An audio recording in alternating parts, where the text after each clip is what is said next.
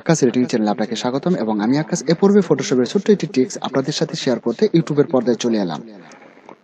তো বন্ধুরা, ফটোশপের টিপসটি আমি আপনাদের দেখাবো, কিন্তু তার আগে আমি একটু কথা বলে নিই। বন্ধুরা, আপনারা অনেকে ভিডিও দেখে লাইক করেন, অনেকে কমেন্টস করেন, আবার অনেকে শুধু দেখেই মজা নিয়ে থাকেন, তাই না?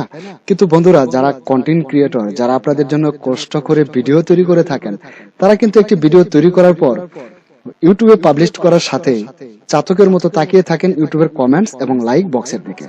তো বন্ধুরা, আমি অনুরোধ করব ভিডিওটি ভালো লাগলে অন্তত একটি লাইক দিবেন, আর একটু সময় আপনার কাছে বেশি থাকলে একটি কমেন্টস করে আমাকে ধন্য করবেন। তো বন্ধুরা, মন খারাপ করবেন না। আসলে এই কথাগুলো বলার উদ্দেশ্য হলো, যখন কোনো ক্রিয়েটর কোনো ভিডিও তৈরি করে ইউটিউবে ছাড়ে, তখন কিন্তু সে অনেকগুলো লাইক এবং অনেকগুলো কমেন্টস এর আশায় থাকে। যখন সে অনেকগুলো লাইক এবং কমেন্টস সেই ভিডিওতে পায়, তখন কিন্তু তার নতুন ভিডিও তৈরি করার আগ্রহ অনেকটা বেড়ে যায় এবং অনেকটা অনুপ্রেরণা সে এখান থেকেই পেয়ে থাকে। তো বন্ধুরা, আমি আপনাদের কাছ থেকে এ ধরনের অনুপ্রেরণা আশা করব।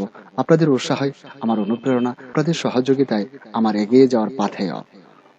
তো বন্ধুরা, আমি আর কথা না বাড়িয়ে ভিডিওটি এখন শুরু করব। তো বন্ধুরা, আপনারা অনেকেই অনেক সময় আমার কাছে জানতে চান যে ভাইয়া, আমার ফটোশপের প্যানেলে এটা নেই, এটা নেই, এটা কোত্থেকে পাবো, এটা কিভাবে কালেক্ট করব। তো বন্ধুরা, আমি অনেকেই রিপ্লাই দিয়ে আসলে বোঝানোর চেষ্টা করি, তারপরে অনেককেই আসলে বোঝানো সক্ষম হয় না, বিদায় এই ভিডিওটি আজ আমাকে তৈরি করতে হচ্ছে।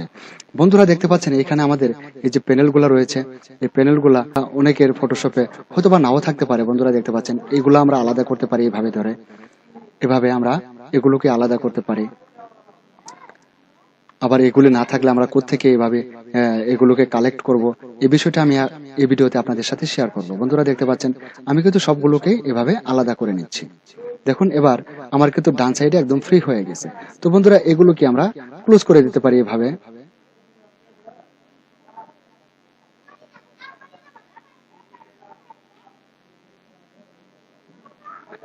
এই সবগুলোকে আমি ক্লোজ করে দিলাম। তারপরে এখানে দেখতে পাচ্ছেন এই যে টুল প্যানেলে আমরা এটাকেও ক্লোজ করে দিতে পারি এবং এটাও আমাদের না থাকতে পারে। তো তারপর এই যে দেখতে পাচ্ছেন এখানে টাইম লাইন, এই টাইম লাইনও এখানে না থাকতে পারে। আমরা সবগুলোকেই আমি ক্লোজ করে দিচ্ছি। তো বন্ধুরা, এখন এই জিনিসগুলো আমরা কিভাবে ফেরত পেতে পারি এবং কোত্থেকে আমরা এই জিনিসগুলোকে কালেক্ট করব। তো বন্ধুরা, অনেকেই দেখা গেছে যে ভুলে এই জিনিসগুলো ক্লোজ করে দিয়ে থাকেন, তারপর আসলে হয়তো বা সে আনতে পারেন না। এই বিষয়গুলোর জন্য কিন্তু আপনারা আমাকে কমেন্টস করে থাকেন। তো আসলে এই ভিডিওটি তৈরি করার হয়তো আমার কখনোই ইচ্ছা ছিল না। তো আমি ইতিমধ্যে কয়েকটা কমেন্টস পেয়েছি এ ধরনের বিভিন্ন ভিডিওতে মিলে, সেই জন্য আজ এই ভিডিওটি আমাকে তৈরি করতে হচ্ছে। তো বন্ধুরা, দেখতে পাচ্ছেন আমার ফটোশপে এখন কিন্তু কোনো প্যানেল নেই। এখানে মেনু বারটা রয়েছে, এই মেনু বারটাও কিন্তু আমি ক্লোজ করে দিতে পারি। তো আসলে এটা এখানে থাকলো। তো এই প্যানেলগুলোকে আমরা কিভাবে ফেরত পেতে পারি?